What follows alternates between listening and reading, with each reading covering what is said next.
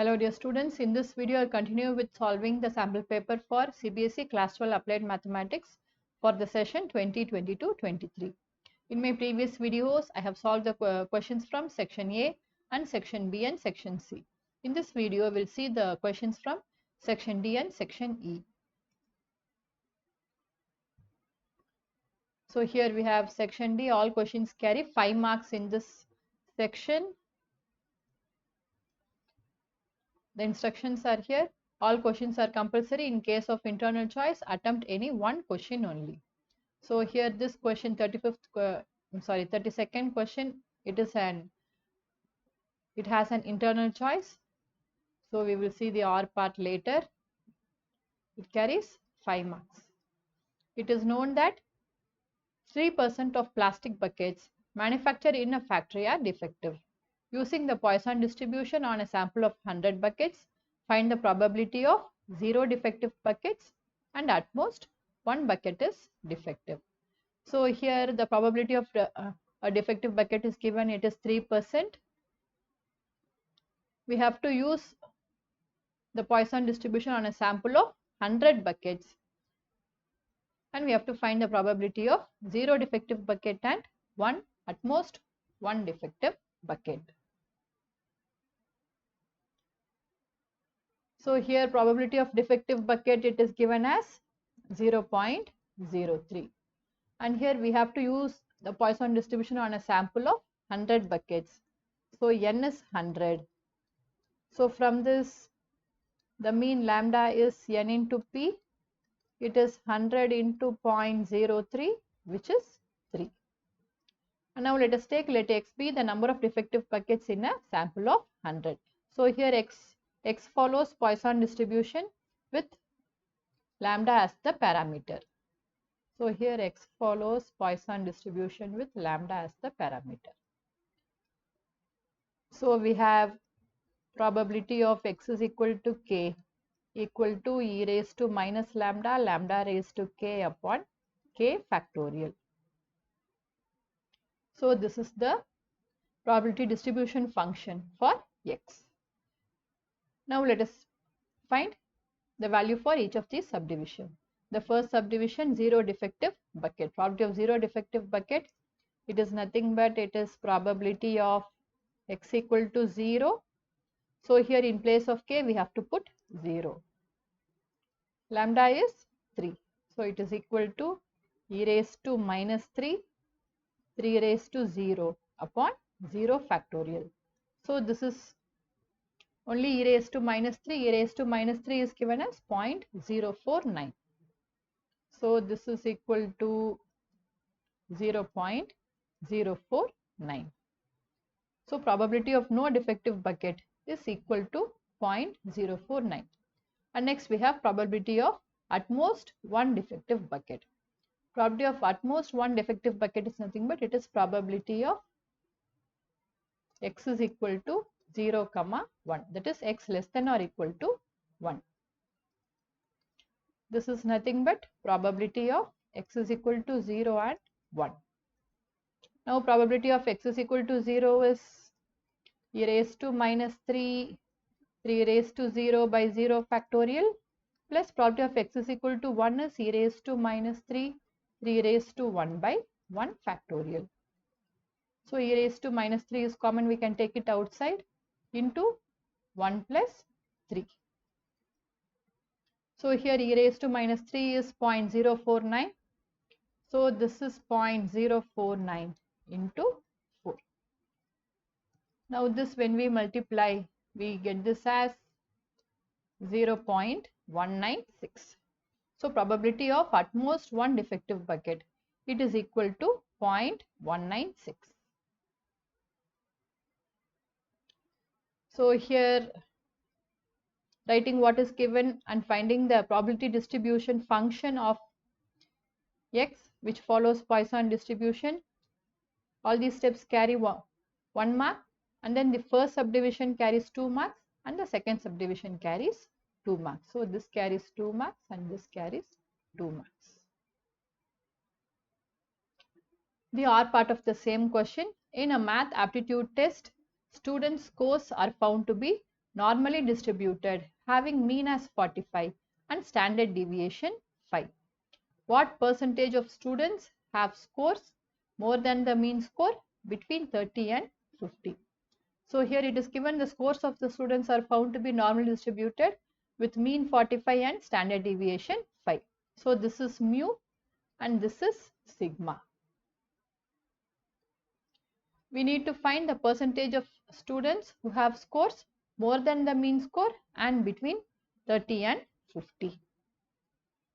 So here let us take, let x be the scores of students.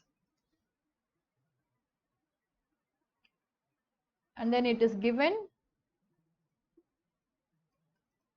mu equal to 45 and sigma equal to 5.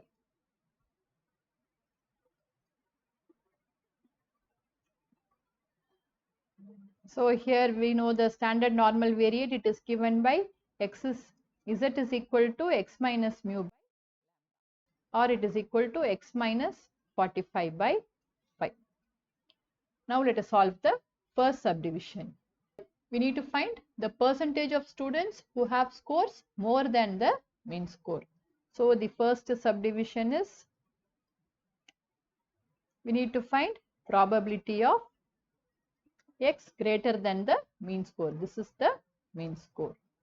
So this is what we have to find.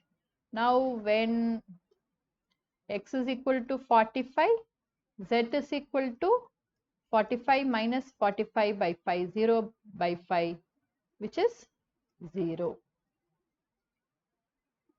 Therefore, probability of x greater than 45 equal to probability of z greater than 0. Now this probability of z greater than 0 is nothing but it is half of this normal distribution curve. So if you take the normal distribution curve, here we have the mean value. If it is a standard normal variate, then in the middle we have z is equal to 0. It divides this entire area into half. So probability of z greater than 0 will be half of this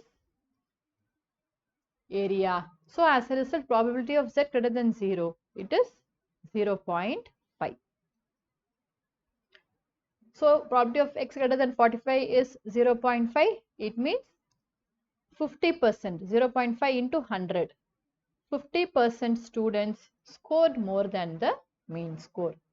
We need to find the percentage of students who have scores that is more than the mean score, and we got the answer as 50% students scored more than the mean score. Now moving on to the next subdivision. What percentage of students have scores between 30 and 50? Now we need to find the value of z when x is 30 and when x is 50. Second subdivision. So for this we need to find probability of 30 less than x less than 50. So when x is equal to 30, z is equal to 30 minus 45 by 5. It is minus 15 by 5, which is minus 3. Then when x is equal to 50, z is equal to 50 minus 45 by 5. It is 5 by 5, which is 1. So probability of 30 less than x less than 50. Here for x is equal to 30, we got the value of z as minus 3, and for x is equal to 50, we got the value of z as 1. So probability of 30 less than x less than 50. It is equal to probability of negative 3 less than z less than 1. Now this the area under this normal curve for this probability is negative 3 is somewhere here, 0, and here we have 1. So it is this entire area. We can find this probability of negative 3 less than z less than 1 as,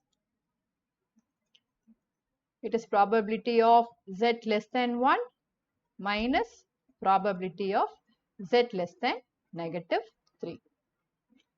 Here probability of z less than 1, it is this entire area minus probability of z less than 3 will be this part.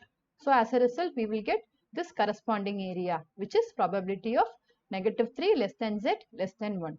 The reason being, we have the standard normal distribution table for probability of z less than small z.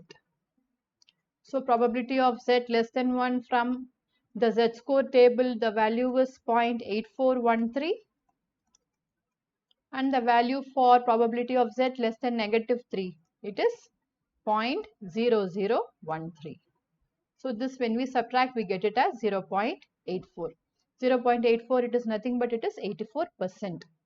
Into 100, 84%, because we are asked what percentage of students have scores between 30 and 50.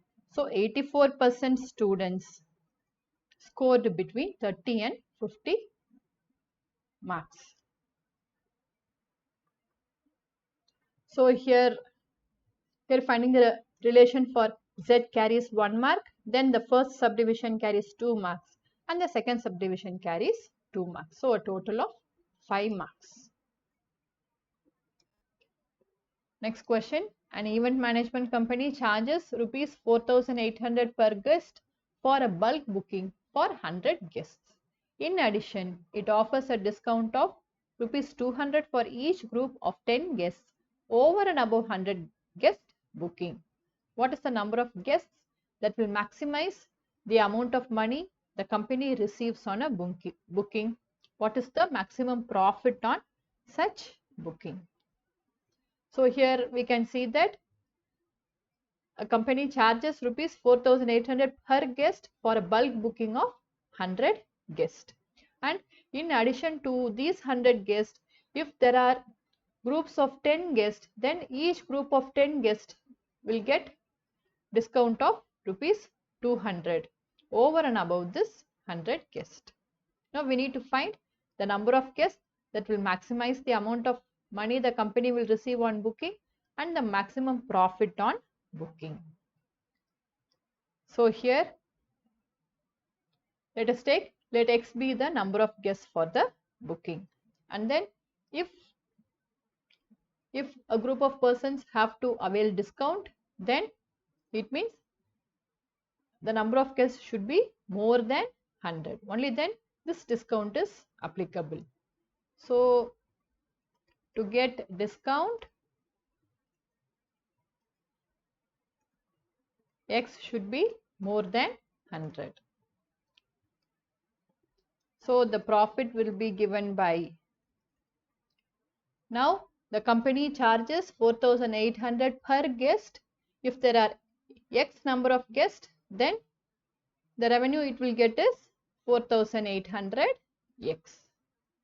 And then the discount which the company gives, so it will be a negative sign.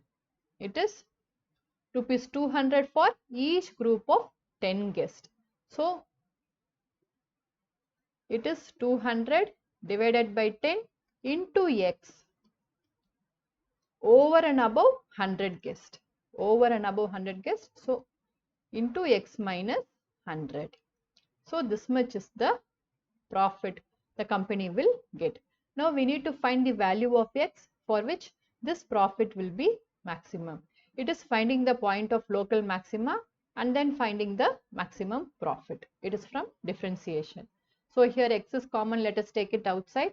So profit is given by 4,800 minus 200 by 10 into x minus 100 into x.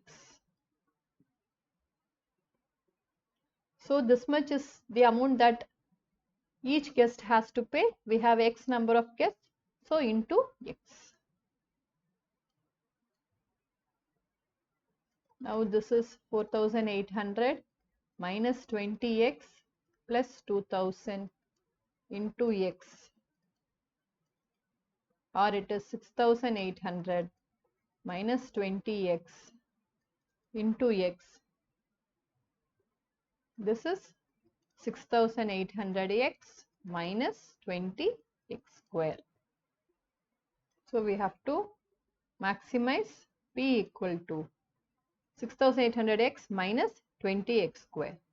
Now we know at critical points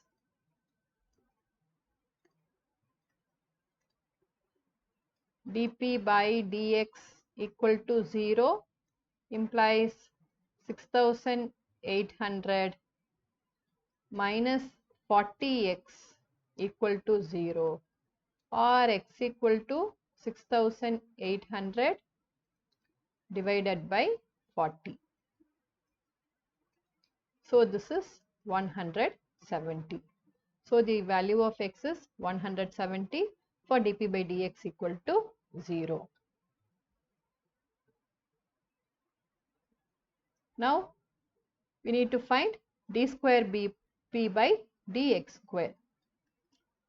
If it is less than 0, then that point is a point of local maxima. Now d square p by dx square equal to negative 40. It is negative 40 less than 0 for all x. Therefore, x equal to 170 is a point of local maxima.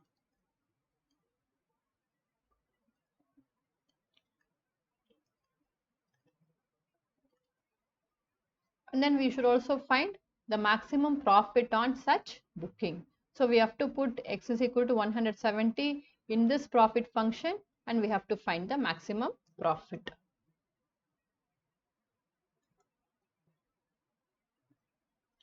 When x is equal to 170, p is equal to 6800 into 170 minus 20 into 170 square. Now this when we multiply, we get it as 8,16,000 minus 20 into 170 square, 2,38,000. These two when we subtract, we get it as 5,78,000. So a booking for 170 guests. 170 guests will maximize the profit of the company and profit is equal to rupees 5,78,000. So this is the profit. Now finding the profit function up to this step carries 2 marks and then finding the critical point carries 1 mark and then finding the point of local maxima, that is using the second derivative test. This part carries 1 mark and writing the final answer carries 1 mark. So a total of 5 marks for this question. Now we'll move on to the R part of 33. To manufacture X number of dolls, a company's total cost function C of X is given by C of X is equal to 100 plus 0.025x square and the total revenue function R of X is described as R of X is equal to 5x. Given C of X and R of X are in 1000 rupees, what number of dolls shall be manufactured to maximize the profit of the company? What is the maximum profit? So everything is given directly. It is given C of X and R of X are in 1000 rupees. We need to find the number of dolls that should be manufactured to maximize the profit. So profit, we know it is revenue minus cost. Profit function, we can find it as revenue function minus cost function. And then we can find the value of X that will maximize the profit function using the first derivative test and the second derivative test. Given C of X is equal to 100 plus 0.025x square and R of X is equal to 5x. Now the profit function P of X, it is equal to R of X minus C of X. So it is 5x minus 100 minus 0.025x square. So we have to maximize P of X equal to 5x minus 100 minus 0.025 x square. Now we know at critical points p dash of x is 0. This implies 5 minus 0.05x. It is equal to 0. Or from this we get x is equal to 5 by 0.05, which is 100. And now if we find the second derivative, or if we use the second derivative to find the point of local maxima, p double dash of x is negative 0.05. It is minus 0.05. It is less than 0 for all x. Therefore, x is equal to 100 is a point of local maxima.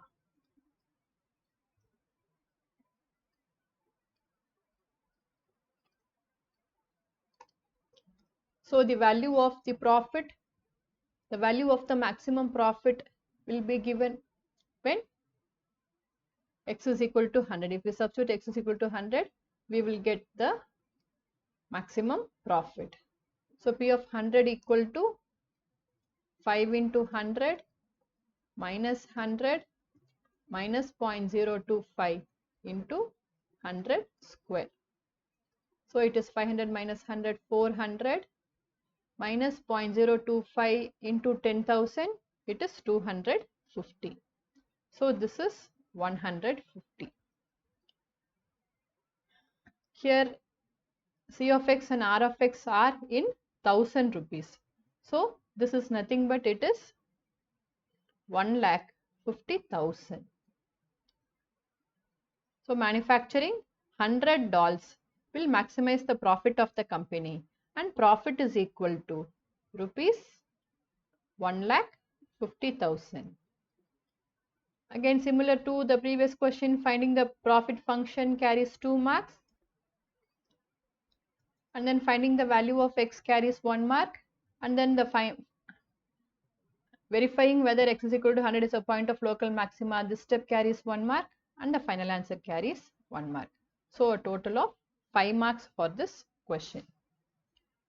Moving on to the next question. So this is an LPP question. Rahul is at the wholesale market to purchase folding tables and chairs to later sell them at his furniture shop. He has only rupees 5,760 to spend, and his van has space to carry at most 20 items. A table cost him rupees 360 and a chair cost rupees 240. Back at his shop, he plans to sell a table at a profit of rupees 22 and a chair at a profit of rupees 18.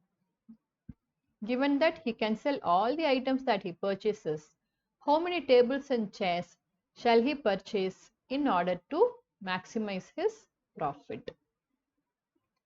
So here we need to find the number of tables and chairs that should be purchased by Rahul so that profit will be maximized. And it is given he plans to sell table at a profit of rupees 22 and chair at a profit of rupees 18. And then his van has space to carry only at most 20 items.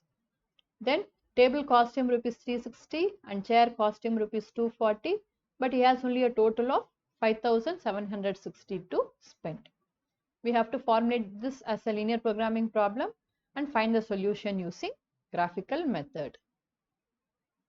So let us take, let the number of tables and chairs be x and y respectively. Then the objective function is given by maximize profit z is equal to, here he can sell a table at a profit of rupees 22 and chair at a profit of rupees 18. So we can maximize profit z is equal to 22x plus 18y. Then the constraints, subject to the constraints.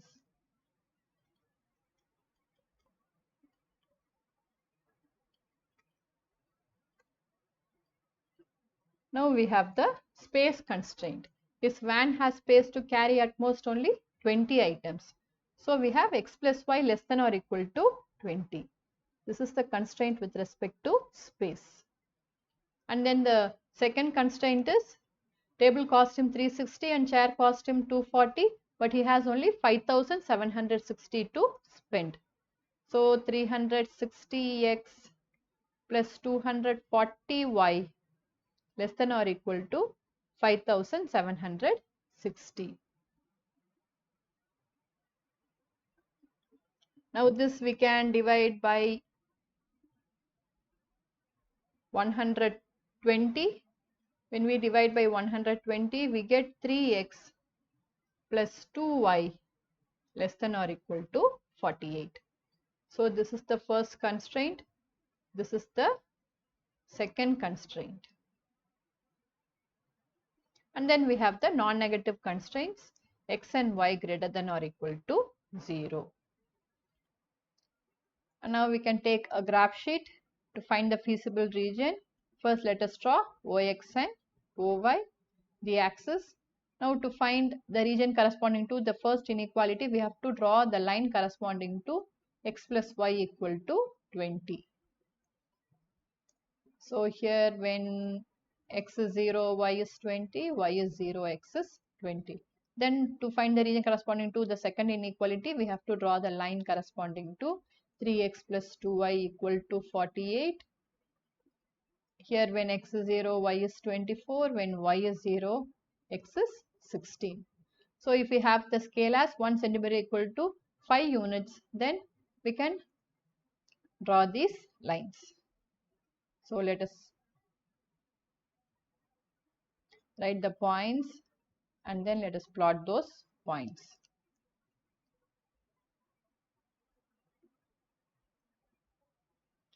So here we have 0, 20 and 20, 0. This is 0, 20. This is 20, 0. Let us draw a line joining these two points.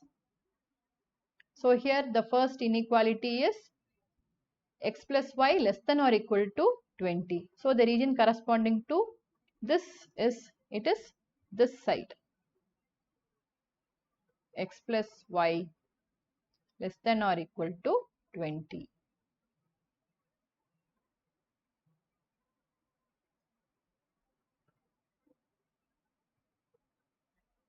And then next let us draw this line, 3x plus 2y equal to 48. Here when x is 0, y is 24. So it is somewhere here. And then next when next point is 16, 0, somewhere here. So if we draw a line joining these 2 points, we will get this line, 3x plus 2y equal to 48. Now the region corresponding to this inequality, 3x plus 2y less than or equal to 48, it is again this part. So this is the region corresponding to 3x plus 2y less than or equal to 48.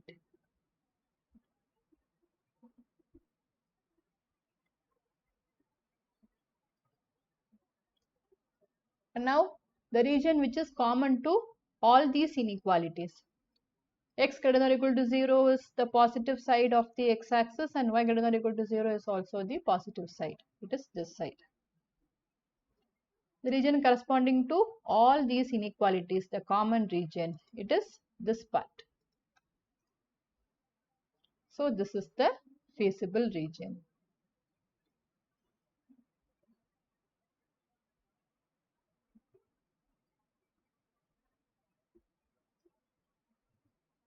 And now let us mark the corner points of this feasible region. It is O, A, B and C. We know the point for A, it is 0, 20. For C, it is 16, 0. If we draw this graph on a graph sheet, then we will be able to get the points for B directly. Even otherwise, we can solve these two equations to find the value of, to find the coordinates of B. Now, as per the theorem that we have studied in the linear programming problem, if the feasible region is bounded, then the optimal solution will be obtained at one of the corner points. So here we can see that the feasible region is bounded. So the optimal value of z, it will be obtained at one of the corner points, and that will be the optimal solution also. So now let us find the coordinates for B. If we solve these two equations, we will be able to get the coordinates for B. 2x plus 2y equal to 40, 3x plus 2y equal to 48. So from this we get x as 8 and y as 12. So the coordinates for B is 8, 12. So the feasible region OABCO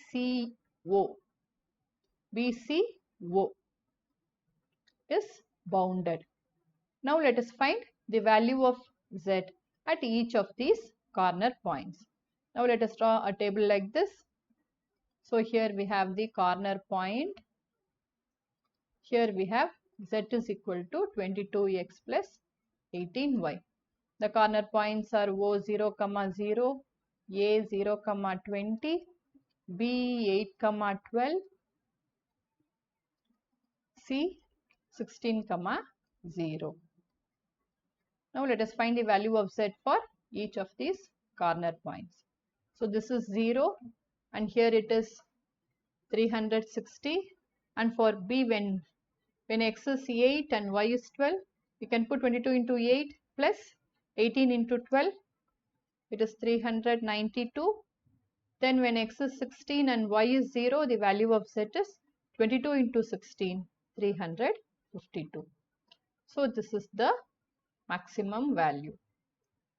So the maximum value of z is 392 and it occurs at the corner point B when x is 8 and y is 12. Now we can write the result. So selling 8 tables and 12 chairs will maximize the profit. I'm sorry, not selling, buying. Buying 8 tables and 12 chairs will maximize the profit. Here writing the mathematical formulation, that is the objective function and subject to the constraints, it carries 1.5 marks. Drawing the graph carries 2 marks, and then finding the values of z at the corner points and the result carries 1.5 marks. So a total of 5 marks. Next question. The equilibrium conditions for 3 competitive markets are described as given below, where P1, P2 and P3 are the equilibrium price for each market respectively. So here we have the equilibrium condition for 3 different competitive markets. Using matrix method, find the values of respective equilibrium prices. So we have to use matrix method to find the value of P1, P2 and P3. So we know how to use matrix method to find the solution for a system of linear equations. So the given system of linear equations can be expressed in the matrix form as Ax equal to B, where A equal to 1, 2, 3, 3, 2, 2. It is the coefficient matrix, so I am writing the coefficients of the 3 equations, 2, 3, 2. Then X is the variable matrix P1, P2, P3.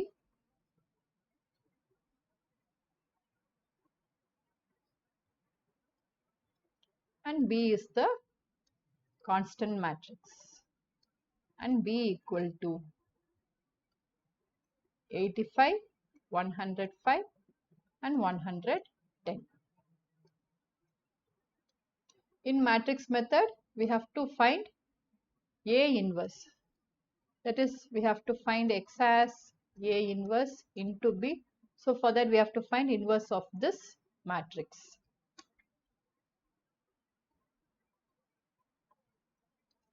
Now determinant of A. First we have to check whether A inverse exists or not. For A inverse to exist, we should have determinant of A more than 0. So determinant of A will be expanding along R1, 1 into 4 minus 6 minus 2 into 6 minus 4 plus 3 into 9 minus 4. So it is minus 2 minus 4 plus 15. So this is equal to 9, which implies A inverse exists. Here we got the determinant of A as 9. Since it is not equal to 0, it means A inverse exists. Now let us find A inverse. A inverse equal to 1 by determinant of A into adjoint of A. So it is 1 by 9 into adjoint of A is the transpose of the cofactor matrix of A. So first let us write the cofactor matrix. The cofactor of this element is 4 minus 6 negative 2. Then for the next element we have a negative sign. The cofactor of this element is 6 minus 4 2. Then the cofactor of this element is 9 minus 4 5. Then the cofactor of the element in the second row first column. So there is a negative sign. It is 4 minus 9, negative 5. And then the cofactor of this element is 2 minus 6, negative 4. Then the cofactor of this element, it is negative 3 minus 4, minus 1. Next we have the cofactor of this element, it is 4 minus 6, minus 2. Then the cofactor of this element, it is negative 2 minus 9. So it is negative, then negative 7. And the cofactor of this last element is 2 minus 6 minus 4. Transpose. Or it is 1 by 9 into minus 2 minus 2 5, 5 minus 4 1, minus 2 7 minus 4. The whole transpose. If we have to take the transpose of this matrix, the rows become columns. So it is 1 by 9 into minus 2 5. The first row becomes the first column. Then second row becomes the second column, 5 minus 4 1. And the third row becomes the third column. This is A inverse. And now Ax equal to B implies x is equal to A inverse into B. Or it is equal to A inverse is 1 by 9 into minus 2 5 minus 2, minus 2 4 7, 5 1 minus 4 into B is this constant matrix. 85, 105, 110. So let us perform matrix multiplication here. First row, first column, it is 1 by 9 into minus 170 plus 525 minus 220. Then second row, first column, minus 170 plus 420. Sorry, there is a minus sign here. So minus 420 plus 770. Then the third row, first column, 425 plus 105 minus 440. So this is 1 by 9 into, when we simplify we get it as 135, 180 and 90. We can divide each term by 9 so that we get 15, 20 and 10. So we got x as 15, 20 and 10, this matrix. Here this X is nothing but it is the variable matrix P1, P2, P3. Therefore, P1 equal to 15, P2 equal to 20 and P3 equal to 10. So these are the values of P1, P2 and P3.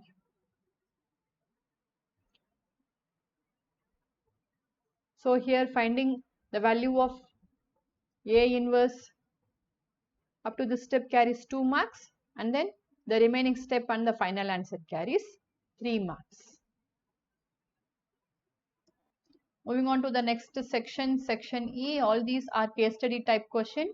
All questions are compulsory. In case of internal choice, attempt one question only.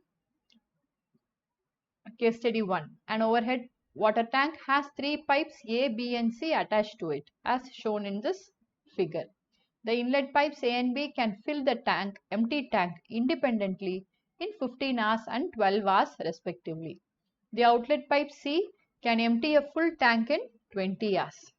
So here we have this tank and these two are inlet pipes which can fill this tank independently. A can fill it in 15 hours, B can fill it in 12 hours. Then we have the outlet pipe C. It can empty a full tank in 20 hours. So based on this information, we have to answer the following questions and we have to show the steps as well. Here we have the first subdivision. For a routine cleaning of the tank needs to be emptied. If pipes A and B are closed at the time when the tank is filled to 2/5 of its total capacity, how long will pipe C take to empty the tank completely?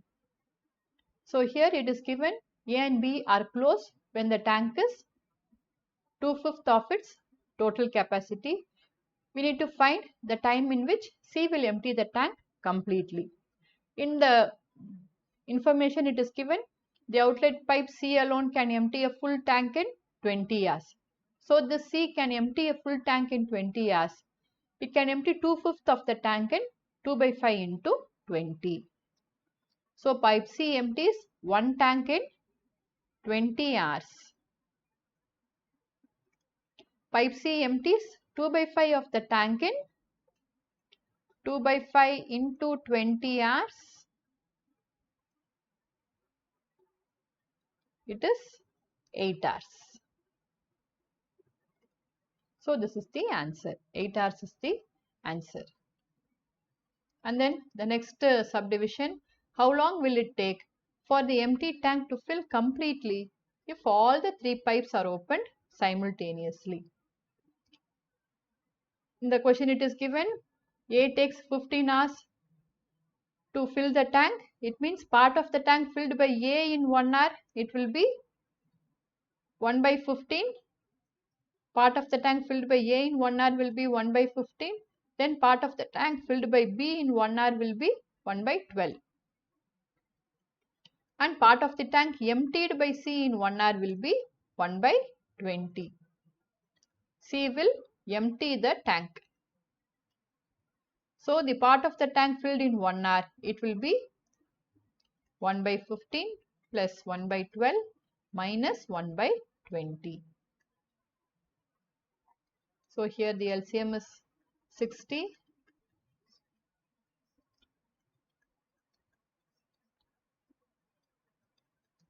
So the part of the tank filled in 1 hour is 1/10. As a result, the time taken to fill the tank completely is the reciprocal of this. So it is 10 hours. So here each subdivision carries 1 mark. This one carries 1 mark and this one carries 1 mark. Now moving on to the next subdivision. It has an internal choice. We will see one by one. On a given day, pipes A, B and C are opened in order at 5 AM, 8 AM and 9 AM respectively to fill the empty tank. In how many hours will the tank be filled completely? So here the tank is empty and A is opened first at 5 AM. Then after 3 hours, B is opened and after 4 hours C is opened. So now let us take from 5 am, let the tank be filled in T hours. So here A is open from 5 am itself. Then A is open for the entire time, T hours. And then B is open at 8 am. That is 3 hours after A is open. It means B is open for T minus 3 hours. And then C is open at 9 am. That is 4 hours after 5 am. It means C is open for T minus 4 hours. And now the part of the tank which is filled by A. The part of the tank filled by A in 1 hour is 1 by 15. So in T hours it will be T by 15. So part of the tank filled by A will be T by 15. Then part of the tank filled by B will be T minus 3 by 12. In 1 hour, the part of the tank B fills is 1 by 12. So in T minus 3 hours, the part filled by B will be T minus 3 by 12. Then part of the tank emptied by C, it will be T minus 4 by 20. So the total tank will be filled by the part filled by A and B minus part emptied by C. Implies T by 15 plus T minus 3 by 12 minus T minus 4 by 20 equal to the entire tank. Here the LCM is 60. So 4T plus 5T minus 15 minus 3T plus 12 equal to 1. So here 60 minus 3 equal to 60 or 60 equal to 63. Therefore, T equal to 63 by 6. It is 10.5. So the meaning is that the tank will be filled in 10.5 hours. Therefore, tank will be full in 10.5 hours. It is nothing but 10 hours 30 minutes. So this question carries 2 marks. Moving on to the or part of the same question. Given that the tank is half full, only pipe C is opened at 6 am to empty the tank. After closing pipe C and an hour's cleaning time, tank is filled completely by A and B together. What is the total time taken in the whole process? So here it is given the tank is already half full and C is alone opened at 6 am to empty the tank. After that, there is 1 hour time allocated for this cleaning, and then the tank is completely filled by pipe A and B together. We need to find the total time taken in the whole process. So here at 6 am, pipe C is opened to empty half filled tank. So pipe C empties half tank in, it empties full tank in 20 hours. So it will empty half tank in half of 20, which is 10 hours. And then the time for cleaning is 1 hour. Now the part of the tank filled by A and B in 1 hour, it will be 1 by 15 plus 1 by 12.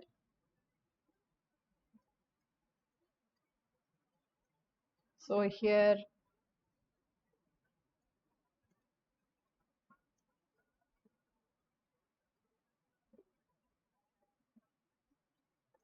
it is 3 by 20. So time taken to fill the tank by A and B will be 20 by 3. 20 by 3 hours. Now here 20 by 3 hours, it is nothing but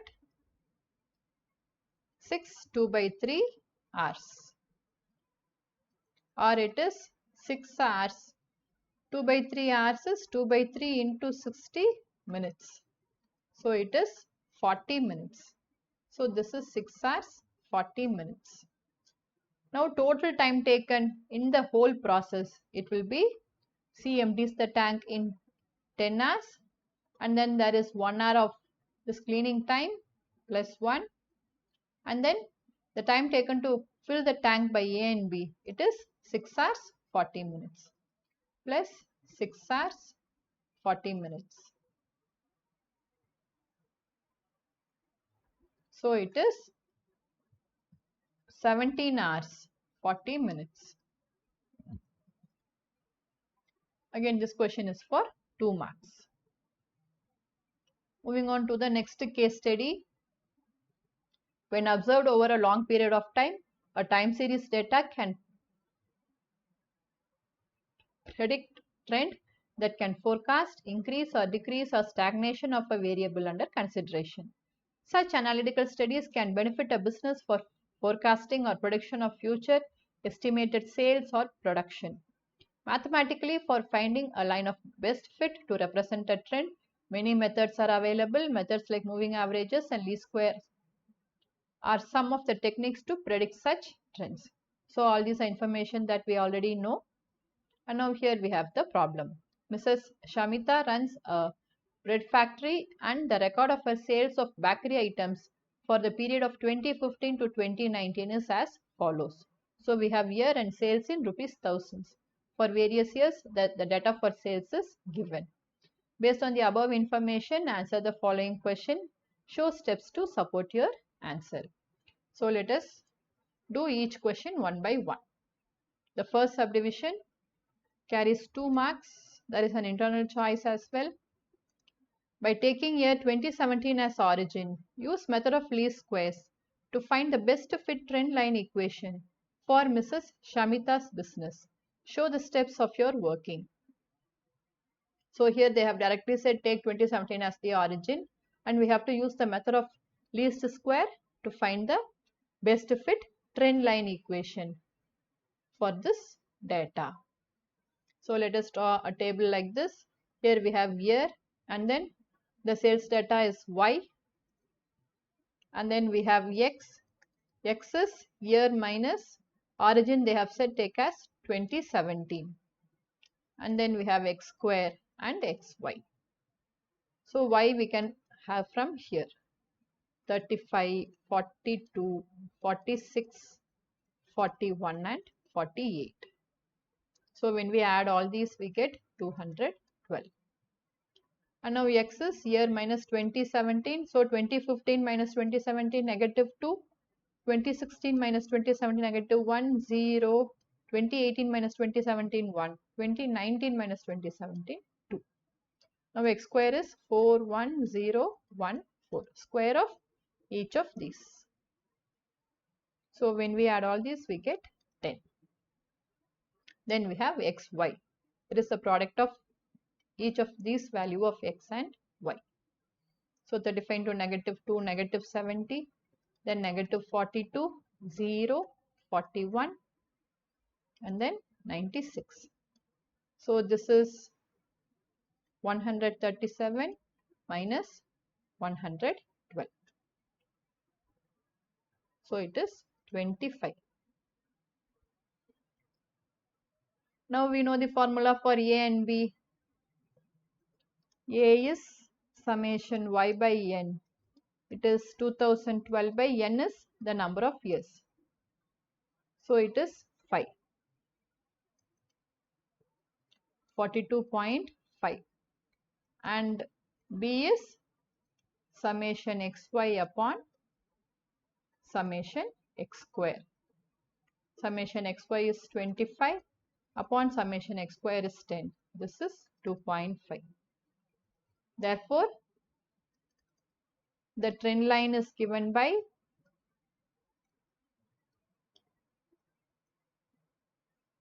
YC is equal to A plus BX, or YC is equal to 42.5 plus 42.4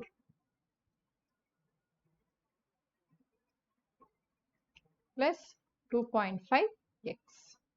So this is the best fit trend line using method of least squares. Now the R part in the same subdivision, demonstrate the technique to fit the best suited straight line trend by the method of 3 years moving averages. Also draw the trend line. So here we need to find the trend line using 3 years moving averages. So here we have year and the values of y 35, 42, 46, 41, 48. Usually the steps that we do is we find 3 yearly moving total and then 3 yearly moving average. We can also do this moving average directly. So 3 yearly moving total is the sum of these three. It is 123. Then the 3 yearly moving total for 2017 is the sum of these three. It is 129, and for 2018 it is 135. The sum of these three. And next we have the 3 yearly moving average. It is the average of these three, that is 123 divided by 3. 41, then 129 by 3, 43, 135 by 3, 45. Now we have to draw the trend line. So let us draw the graph. On the x-axis we have year, and on the y-axis we have sales in 1000. Writing this is very important. So various years are 2015, 2016, 2017, 2018 and 2019. And here we have, here let us start with 35. Let us have a truncated line. So here 35, 40, then 45, 50. For 2015 it is 35 somewhere here. Then for 2016 it is 42 somewhere here. 2017 46 here. 2018 41. Then 2019 48.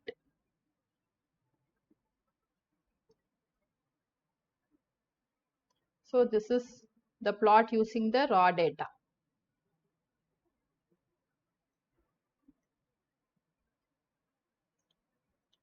And now let us draw the trend line using 3 years moving average. For 2016 it is 41. So for 2016 it is 41 somewhere here. Then for 2017 it is 43, somewhere between 40 and 45, and for 2018 it is 45. So these are the points. So this is 41, 43 and 45. Now let us draw a straight line joining these 3 points. So this is the trend line.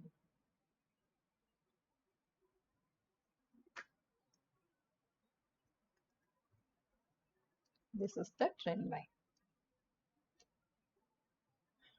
So finding the values and drawing the graph carries 2 marks. Next we have the next subdivision. What are the estimated sales for Mrs. Shamita's business for the year 2022? So for the year 2022 we have x is equal to year minus, we took the origin as 2017. So it is 2022 minus 2017 equal to 5. Now anyhow we have to, it is better to do the first subdivision, because to answer these questions we have to find the trend line.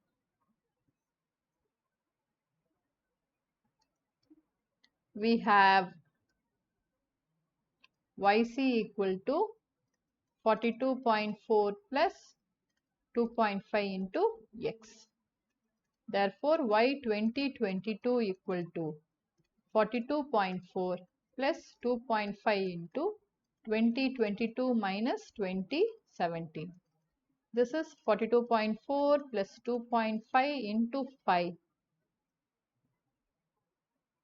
It is 54.9. So estimated sales for the year 2022 will be, it is in 1000 rupees. Rupees 54,900. Now the next subdivision, Mrs. Shamita wishes to grow her business to yearly sale of rupees 67,400. In which year will she be able to reach her target?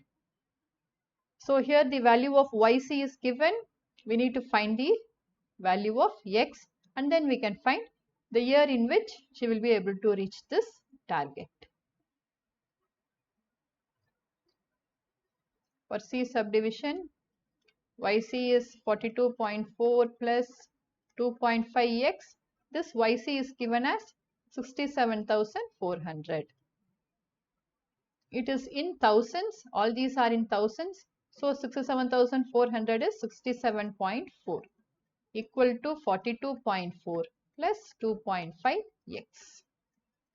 Now this, when we subtract 25 equal to 2.5X, or X is equal to 25 upon 2.5, it is 10. This X we have taken as year minus 2017. So 10 is equal to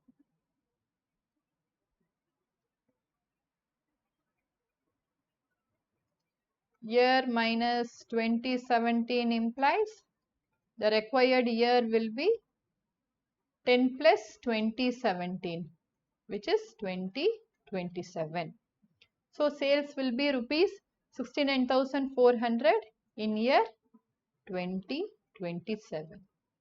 So in this year, the yearly sale will be 67,400. And then we have the last question in the sample paper, the third case study. According to an educational board survey, it was observed that class 12 students apply at least 1 to 4 weeks ahead of college's application deadline. Let X represent the week when an average student applies ahead of a college's application deadline, and the probability of student to get admission in the college. Probability of X equal to X is given as follows. So here probability of X equal to X is kx by 6 when X is 0, 1 or 2. 1 minus k into X upon 6 when X is 3. Kx by 2 when X is 4. And 0 when X greater than 4, where k is a real number. Based on the above information, answer the following questions and show steps to support your answers. So here it was observed that class 12 students apply at least 1 to 4 weeks ahead of college's application deadline, and X represent the week when an average student applies ahead of college's application deadline, and the various probabilities are given here. For different values of X, the various probabilities are given here, and k is a real number. Now based on all this information which is given here, we have to answer the following questions. So the first subdivision, find the value of k. Now this is a probability distribution, so we can find the value of k by equating the sum of the probabilities to 1.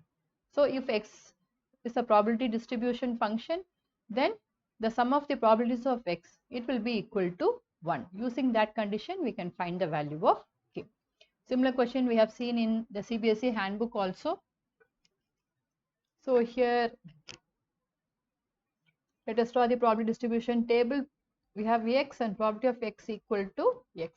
X takes value 0, 1, 2, 3, 4, and when X is greater than 4, it is 0. For other values, the probability is 0. When X is 0, it is k into 0 by 6, so 0. Then when X is 1, the probability is k by 6. When x is 2, it is 2k by 6. When x is 3, it is 1 minus k into x by 6. So when x is 3, it is 1 minus k into 3 by 6. 1 minus k into 3 by 6. And when x is 4, it is kx by 2. So it is 4k by 2.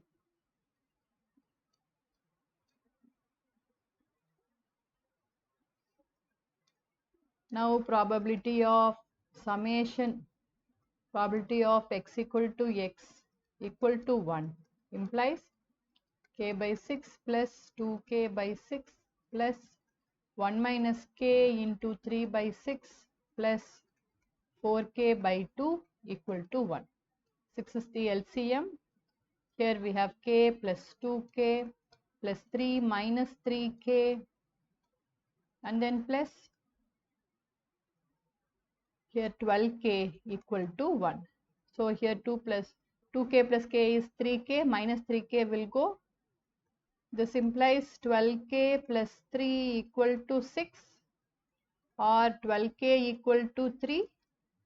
K is 3 by 12, which is 1 by 4. Therefore, k equal to 1 by 4. So this is the value of k. So finding the value of k carries 1 mark. Now I have drawn this table for understanding. We can also write this directly and find the value of k. Now moving on to the next subdivision. What is the probability that Sonali will get admission in the college given that she applied at least 2 weeks ahead of application deadline? So we need to find the probability that Sonali will get admission given she has applied at least 2 weeks ahead of application deadline. So that is probability of getting admission on applying at least 2 weeks ahead of application deadline. It is equal to probability of x greater than or equal to 2, or this is 1 minus probability of x less than 2. It is 1 minus probability of x is equal to, when x is 0, probability is also 0. So when x is equal to 1. We already found the value of k as 1 by 4, k equal to 1 by 4. So 1 minus probability of x is equal to 1 is k into 1 by 6. So k is 1 by 4. So it is 1 by 4 into 1 by 6. So this is 1 minus 1 by 24, which is 24 minus 1, 23 by 24. So probability of Sonali getting admission in the college given she applied at least 2 weeks ahead of application deadline. It is 23 by 24. And now the next subdivision. Here there is an internal choice, carries 2 marks. It is given calculate the mathematical expectation of number of weeks taken by a student to apply ahead of a college's application deadline. So here we have to find the expected value of number of weeks taken by a student to apply ahead of college's application deadline. So if we take x as number of weeks taken by a student to apply ahead of college's application deadline, then expectation of x we calculate it as x into probability of x. So let us do that now. Let us take x is equal to week applied ahead of application deadline. Then x can take values 1, 2, 3 and 4. Here if we see when x is 0, then the probability is also 0, and when x is more than 4, the probability is 0. Then we have probability of x equal to x. We got k as 1 by 4. So here when we substitute k as 1 by 4 and x as 1, we get 1 by 24. Then here we have k as 1 by 4 and x as 2, it is 2 by 24. And then here we have k as 1 by 4 and x as 3. It is 1 minus 1 by 4 into 3 by 6. So it is 9 by 24. So this is 9 by 24. And when x is 4, here we have 4 into k is 1 by 4 into 1 by 2. So this is half. This is half. So expectation of x equal to summation I is equal to 1 to 4 x b of x. So it is 1 into 1 by 24 plus 2 into 2 by 24 plus 3 into 9 by 24 plus 4 into half. So here 24 is the LCM. Here 24 is the LCM. Numerator we have 1 plus 4 plus 27 plus this is 2. So this is 32 by 24 plus 2.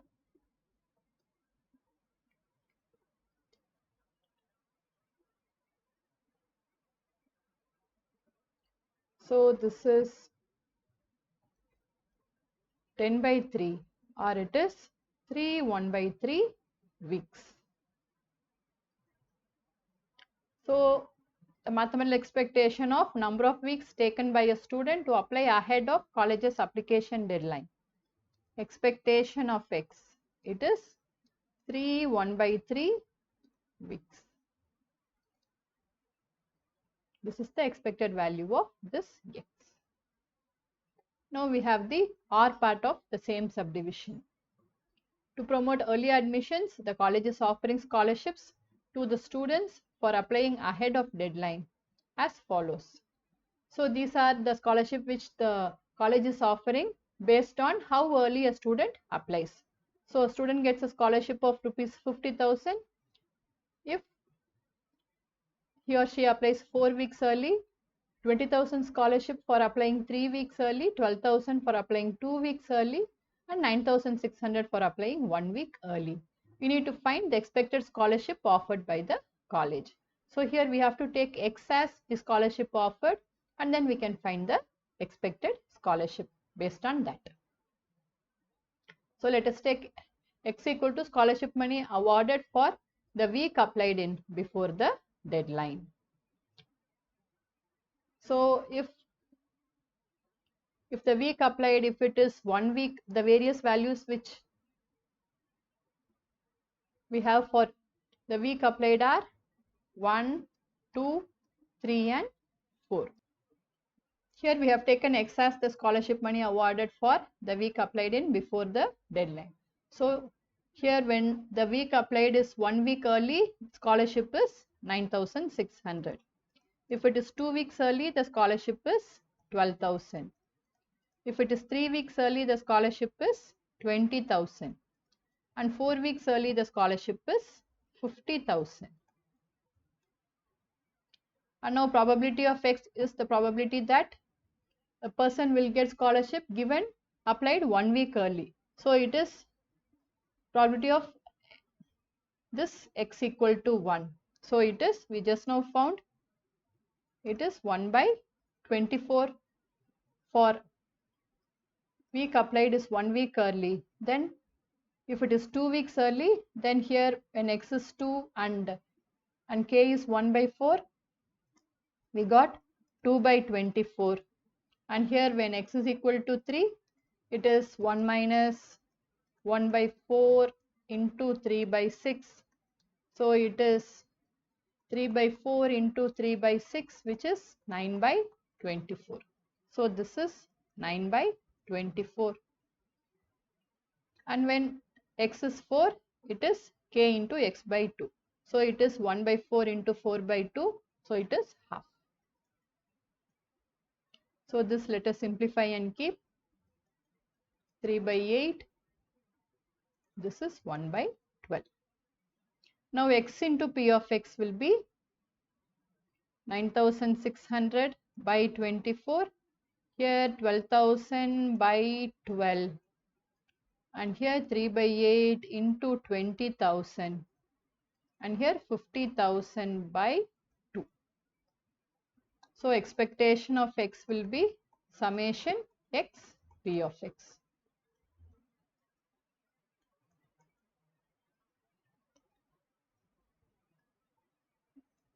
So this is 400, this is 1000,